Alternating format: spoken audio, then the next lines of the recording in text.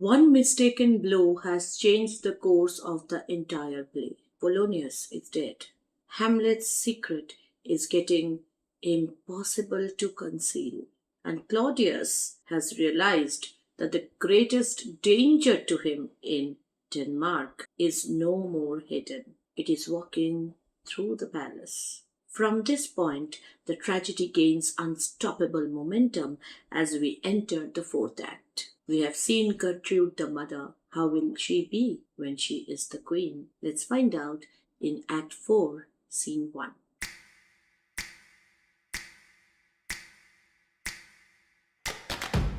The setting remains within the castle. Enter King Claudius, Queen Gertrude, Rosencrantz, and Guildenstern. Claudius is still not aware that Polonius is dead. He is observing his wife, who looks visibly shattered, and she is sighing, and he asks her, "There is matter in these sighs, these profound heaves. You're breathing in this very terrible way. Something must have happened. You must translate. I can't guess what has happened. You have to tell me. Tis fit we understand them. It's important that I know what has happened. Where is your son? Bestow this place on us a little while." Gertrude wants privacy, and she wants Rosencrantz and Guildenstern out of the room. So they go out. "Ah, my good lord, what have I seen tonight?" We are also very curious, right? How much does she tell her husband? "What, Gertrude? How does Hamlet?" "Mad as the sea and wind, when both contend which is the mightier." She still goes on with the narrative of madness. "In his lawless fit," that is, when Hamlet was overcome with a kind of rage, behind the arras, hearing something stir, somebody was hiding behind the arras, whips out his rapier, cries, a rat, and in this brainish apprehension, kills the unseen good old man. So she limits the information only to the murder of Polonius. And she also says that Hamlet did this in his lawless fit. Somehow we see that Gertrude is not being completely honest with Claudius, because she must have understood in the previous scene that Hamlet is not mad. There is definitely, as one would say, method in his madness. She does not want to give any kind of idea to Claudius that Hamlet might have some of his senses left in him, which would make all these actions deliberate actions. And if somebody kills someone in cold blood, it is considered to be a far greater offense. So she tries to limit Hamlet's offense by saying that he did so in a fit of rage. Oh, heavy deed! How does Claudius react? Polonius, we have seen that Polonius has been quite close to him. So is he sad that Polonius is dead? Maybe he is, but his primary concern is not his sadness. His primary concern is what should be the political implication of Polonius's murder inside the castle. He says, "Oh, heavy deed, it had been so with us had we been there."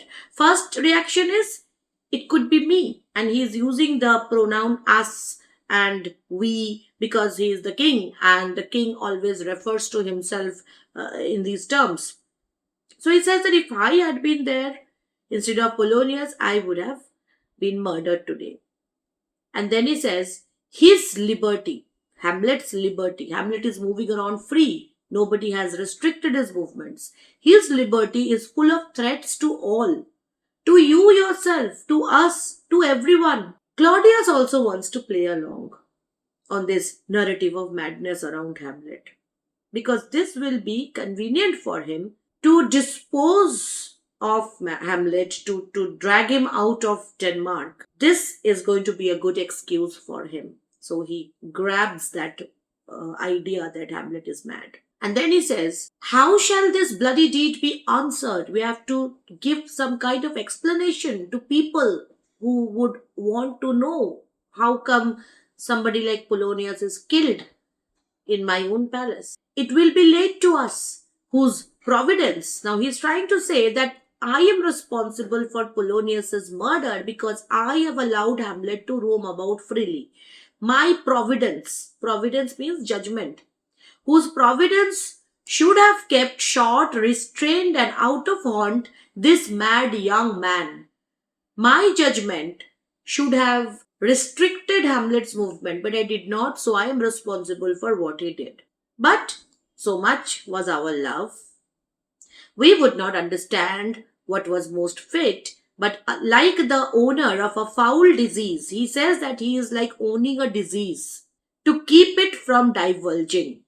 Hamlet is like an infection to the crown, and his first objective is to stop that infection from growing. That is, stop Hamlet from having any more power inside Denmark. Let it feed even on the pith of life. So we will not allow that infection to grow, to feed on us. And then he says, where is he gone? To draw apart the body he had killed. We had seen that Hamlet was dragging Polonius's body out of the stage, over whom his very madness, like some ore among a mineral of metal's base. So it's like there is something good in Hamlet, like that pure metal which hides inside the ore. Gertrude still wants to assert that Hamlet is not completely disposable. You cannot just get rid of him because there's a lot of good thing in him. Among a mineral of metal's base shows itself pure. He weeps for what is done.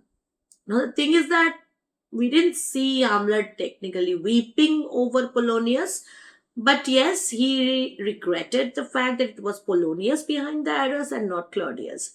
But Gertrude is definitely trying to shield Hamlet and says that he is filled with regret, so he must be excused for the deed. O Gertrude, come away. The sun no sooner shall the mountains touch, but we will ship him hence.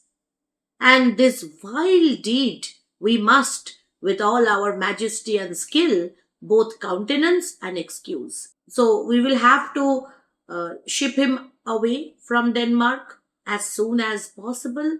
And the second thing is, he will be using his majesty and skill, that is all his political power, to give some kind of acceptability, excuse to this vile deed.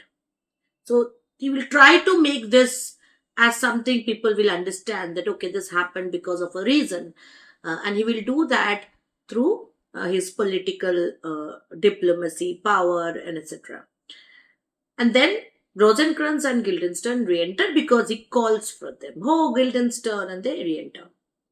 Friends both, go join you with some further aid.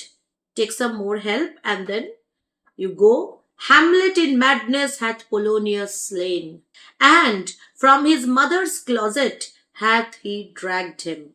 Go seek him out. Speak fair, and bring the body into the chapel. I pray you, hasten this. So he asked Rosencrantz and Guildenstern to go and look for Hamlet, bring the body of Polonius to the chapel so that, they can offer the last rites and all. Rosencrantz and Guildenstern go away because they do whatever the king asks them to do. You can see that they didn't even react to the news that Polonius is killed by Hamlet. They are like two blocks without expression, without any sentiment coming out of them. And they are like extremely inhuman in their reactions, in their attitude. After they go out, Claudius addresses his wife again. Come, Gertrude, we'll call up our wisest friends and let them know both what we mean to do and what's untimely done. Oh, come away. My soul is full of discord and dismay.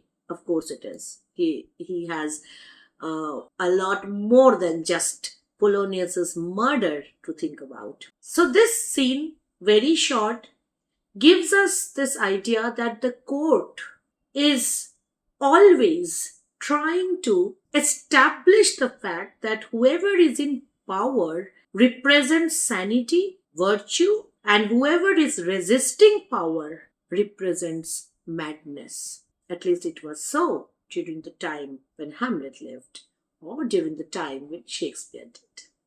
What do you think about that? Do let us know in the comment section. And we will be quickly back with the next scene, which is also a very short one. Till then, stay subscribed, stay safe. This is Monami Mukherjee signing off. Bye bye.